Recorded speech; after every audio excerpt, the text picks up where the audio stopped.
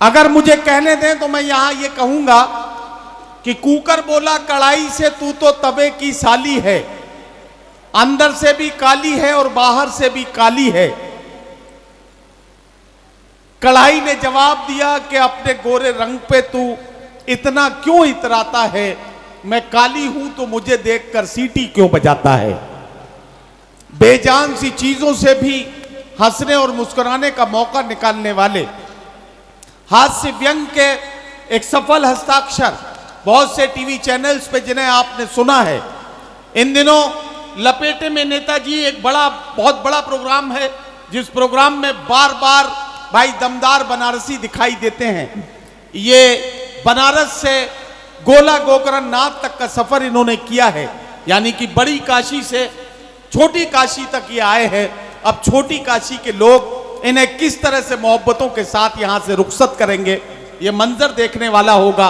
मैं चाहता हूं कि जोरदार तालियों से भाई दमदार बनारसी का इस्तकबाल करें और उन्हें इजाजत दें कि वो अपने कलाम से नवाजें। मोहब्बत पर तमाम बातें हुई। ये अभी अभी कह के गए कि लड़कियों की आंखों में हम दिखाई देते। कहाँ गए, गुजर गए इधर? अच्छा नहीं, ज़रूरी काम से गए, अभी आ जाएंगे। बहुत अच्छे शायर हैं, मैं इतनी अच्छी शायरी करके बैठे हैं। प्रॉब्लम यह है कि हम मोहब्बत करने वाले लोग हैं, हमें कुछ उल्टा अनुभव होता है। एक्सपीरियंस की बात बता रहा हूं। आजकल लड़कियां मोहब्बत में कहती हैं मैं पापा की परी हूं। हाँ, इसे कहेंगे तो अच्छा लगेगा। राजेश जी, मैं देख रहा था मोहन पर खास दे रहे थे और मोहिनी को दाद दे रहे थे, बड़ा अच्छा लग रहा था। आजकल दोस्तों लड़कियां कहती हैं मैं पापा की परी हूं। मेरी वाली भी यही कहा करती थी। मैं बिल्कुल आपको ताली वाली बजाने के लिए नहीं कहूंगा, बस आप जुड़ेंगे तो जुड़ेंगे, नहीं जुड़ेंगे तो नहीं जुड़ेंगे। 4 पंक्तियां सुनाता हूं, अगर 4 मिसरों में आप जुड़ गए तो ठीक है, वरना 5वीं सुनाने की कसम खा के नहीं आए। आराम से बैठ जाऊंगा। मेरी वाली भी यही कहा करती थी मैं पापा की परी हूं। मैंने कहा तुम बस ज़बान से बोलो नहीं, सामने आओ। ऐ जाने मन, मुझको भी अपना जलवा दिखाओ। छत से ढकेल करके उसे मैंने ये कहा पापा की परी हो तो जरा उड़ के दिखाओ। वाह वाह वाह वाह। कहती मैं पापा की परी हूं, हम भी कुछ हैं। तुम पापा की परी हो तो हम भी कुछ हैं, हम बाढ़ में बह के थोड़ी आए। लड़कों की अना के लिए मैंने 4 लाइनें कही। मैंने कहा तू बहुत गोरी, मैं कृष्ण पक्ष हूं। तेरा दिल गुजरात है, मैं कच्छ हूं। और अपने पापा की परी तू है तो फिर मैं भी अपनी मां का मगरमच्छ हूं। ये गोला वाले एकदम अलग गोला के हैं, गजब के आदमी हैं। मैं ट्रेन में जब चढ़ा, लखनऊ से आ रहा था यहाँ, सवेरे वाली जो ट्रेन गोरखपुर से आती है, उसमें टीटी आ गया, बोला टिकट दिखाओ। मैंने कहा लो टिकट देखो, लेकिन एक बात बताओ। मैंने कहा यार ट्रेन में सारी रेलवे ने इतनी सहूलियात दे रखे हैं, इतनी सब सुविधाएं हो गई हैं, लेकिन यार वो जो ट्रेन के टॉयलेट में मग्गा बंधा होता है चैन से, अमा उसकी लंबाई इतनी को तो करो कि मकान तक पहुंच सके। टीटी लग रहा गोले का ही रहने वाला था। मैंने कहा वो ट्रेन के डब्बे में जो टॉयलेट होता है, उसमें बंधे हुए डब्बे के चैन की लंबाई इतनी तो करो कि मकाम तक पहुंच सके। उसने मुझे कहा हुजूर मग्गा चैन से बंधा है, आप थोड़े बंधे हैं, आप अपने मकाम को आगे पीछे क्यों नहीं सरका लेते। मैं पढ़ता हूं जिसपे हर वक्त सनीचर सवार होता है, ऐसी ही माशूका से प्यार होता है।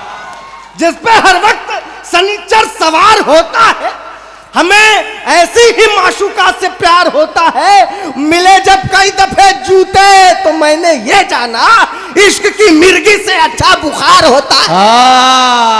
वाह वाह वाह वाह। मैंने चोट खाई है, ये पता नहीं रहा प्यार। भाई साहब आप कंधे पे हाथ रख के क्यों बैठे हैं? मुझे डर लगता है जब कोई पुरुष दूसरे पुरुष के कंधे पे हाथ रख के बैठे। नहीं, मेरा तो मामला ही अलग है। ये इतने मस्ती से हंस रहे थे साहब।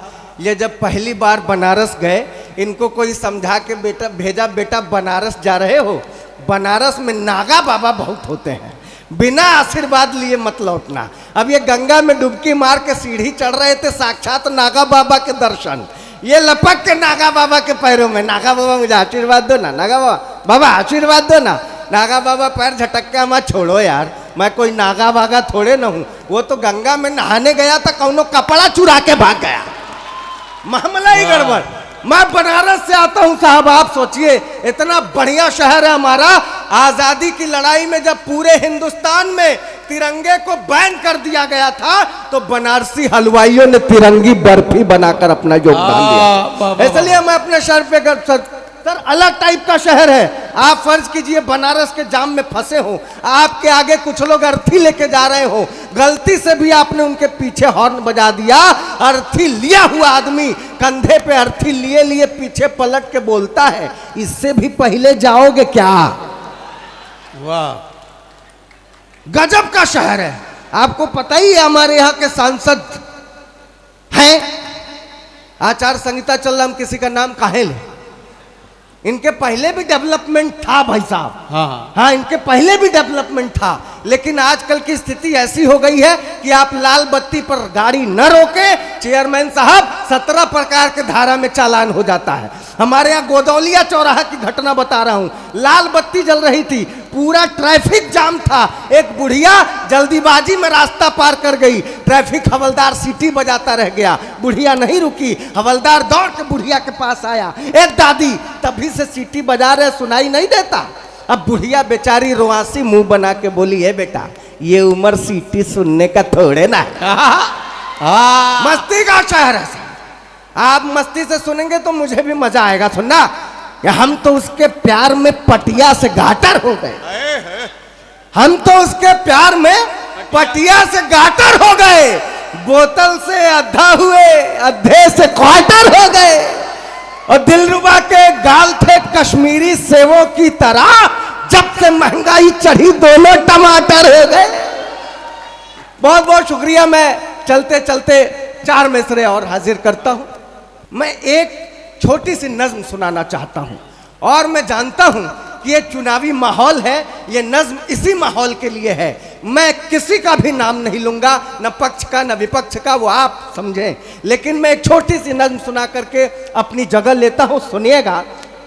अक्सर चुनावों में हर नेता एक दूसरे पर आरोप लगाते हैं, वहां से मैंने ये निकाला है, कोशिश की है, आप सबके चरणों में डालता हूं, सुनिएगा। बस आप पढ़े लिखे आदमी हैं, इस बात का ख्याल रखें, बस ख्याल रखें कि श्रीमती आचार संहिता का उल्लंघन कहीं ना हो। एकदम नहीं होगा।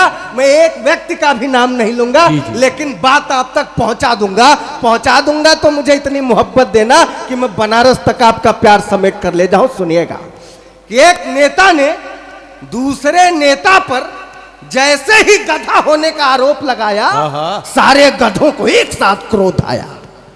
एक नेता ने दूसरे नेता पर जैसे ही गधा होने का आरोप लगाया, सारे गधों को एक साथ क्रोध आया। गधों के सरदार ने सिर उठाकर समझाया, ढैचो ढैचो ढैचो। यहां ताली नहीं बजानी थी, लेकिन आपने बजा दी, बहुत बहुत शुक्रिया। तालियां तो मैं अब चाहता था। एक नेता ने दूसरे नेता पर जैसे ही गधा होने का आरोप लगाया, सारे गधों को एक साथ क्रोध आया। गधों के सरदार ने सिर उठाकर समझाया, ढैचो ढैचो ढैचो, लोकतंत्र की गरिमा को सस्ती लोकप्रियता के बदले मत बेचो। वाह वाह वाह वाह। लोकतंत्र की गरिमा को बहुत शुक्रिया। 2-4 तालियां बजाने वाले लोगों तक ये बात पहुंच गई, लेकिन मैं जानता हूं सब तक बात पहुंच रही है। गधों के सरदार ने सिर उठाकर समझाया, ढैचो ढैचो ढैचो, लोकतंत्र की गरिमा को सस्ती लोकप्रियता के बदले मत बेचो। हम गधे जरूर हैं, हम गधे जरूर हैं, लेकिन भाषावाद, क्षेत्रवाद, संप्रदायवाद और दंगे फसाद से कोसों दूर हैं। हम गधे जरूर हैं, हम गधे। बहुत बहुत शुक्रिया, बहुत शुक्रिया। अंतिम मिसरा देता हूं, हम गधे जरूर हैं, लेकिन भाषावाद, क्षेत्रवाद, संप्रदायवाद और दंगे फसाद से कोसों दूर हैं। कृपा करके हमें राजनीति में न घसीटें, लोकतंत्र की पवित्र सरिता को निर्मल बहने दे। आदमी को आदमी और गधे को गधा रहने दे। आदमी को आदमी। वाह वाह वाह वाह वाह वाह।